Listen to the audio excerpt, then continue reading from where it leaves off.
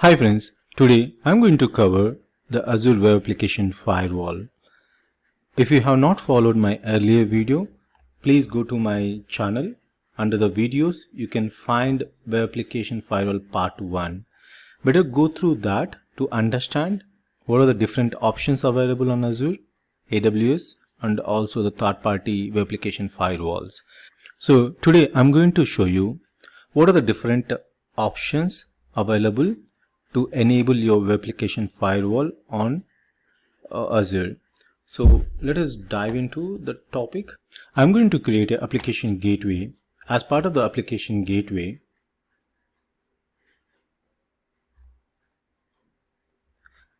I have 4 different options. You can see here standard v2, WAF and WAF v2. So WAF and WAF v2 are the web application firewalls based on the type of requirement you have in terms of the policies and the throughputs. You can select one of these. Standard and standard v2 doesn't allow you to enable or associate any web application firewall. Let us create one application firewall with the application gateway.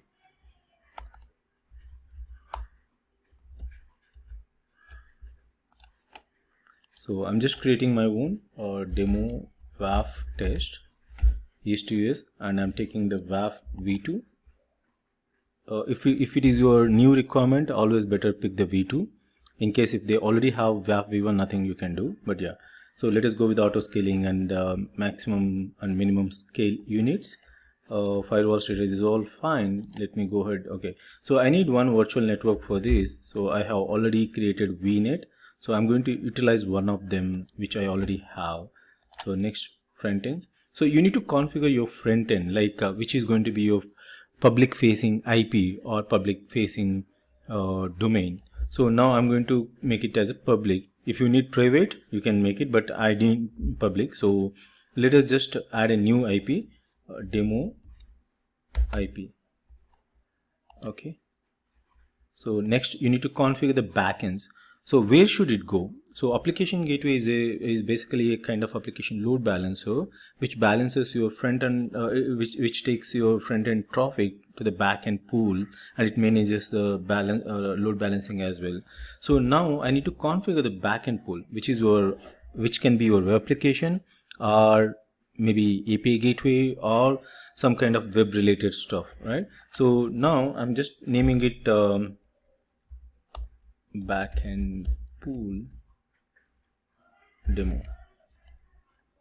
So here there are different options, whether you want to configure with the IP address or FQDN, or you have virtual machine or virtual machine scale sets, and then app services. I have app services URL which where I hosted my website. So I'm just taking that here. My website is this. So simply create it. In case if you don't have any website configured, better take some app services and host some pages. You can follow again my other videos how to deploy a web application to the app services that I have given in these videos. You can see here Azure app service, deploy website or web service. So this you can follow and deploy, and then your backend pool is ready here, right? So go to the next configuration, and you can create a routing rules, like how it has to be redirected, whether it is through the HTTP or HTTPS. So I'm just saying rule for demo and listener name, listener for demo, and then you can just select your front end IP which is public, and I selected HTTP. Just say again, based on your various requirements, you can select listener type, basic or multi-sites, or error page URL. If you want to redirect to some error page, you can also select that, but I'm not going with all those because my intention is web application firewall here. So you need to select a backend target, and then you can select add new and HTTP settings for demo, right? So just add. So if you need any more details about all this, better just go through each and every property here and then see what is the information and what need to be created for that. Okay, so moving further, my routing rules are also created. Just set it up some tag and value for that to track later, maybe for billing purposes and other maybe while you're deleting, if you want to just delete by the tags, you can identify this and delete. So go to the review and create. So now you can create as all the validation is passed. It will take a couple of minutes to deploy that. Let us wait for that. So it took approximately 5 to 6 minutes to deploy, but usually it doesn't take that long. It all depends. So let us go to the resource group. Now you can see it is deployment succeeded. Just go to the resource group. Let us filter with demo WAF test.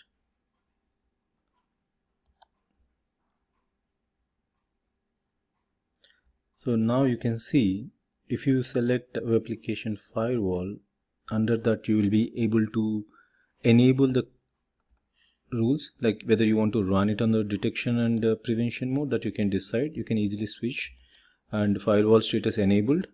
Now you can also click on the rules and you can select some pre-managed rules like OWASP 3.1. This is a minimum criteria for any web application, right? So OWASP 3.1 is the latest version and you can enable that, and you can also write advanced rule configuration here so that you can, within this rule set, you can decide what need to be enabled or what need to be disabled.